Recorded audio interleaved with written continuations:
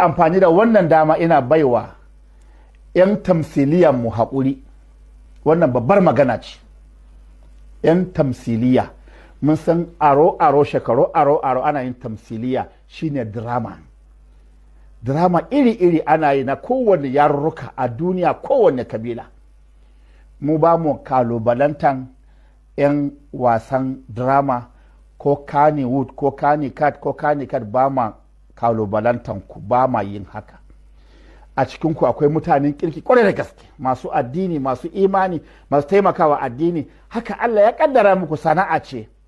Mu kiran da za mu yi a madadin wannan gidan talabijin, ku sake inganta mana wa'annan. Mu kiran da za mu yi a madadin wannan gidan talabijin, ku sake inganta mana wa'annan dramomi, ku karantar da yaranmu matasa harsunanmu da al'adunmu da ɗabi'anmu da addininmu. Ku musulmai ne, ‘ya'yanmu ne, ƙannanmu ne, abokananmu ne, ‘yan uwanmu ne, a cikinmu kuka fita. Muna yi muku fatan alheri ga baki ɗaya, mu gudu tare, mu tsira tare. Inda ba daidai ba a gyara, don Allah a gyara. Wannan shine saƙo na ƙarshe. أقول قولي هذا وأستغفر الله لي ولكم ولسائر المسلمين من كل ذنب فاستغفروه يغفر لكم إنه هو الغفور الرحيم.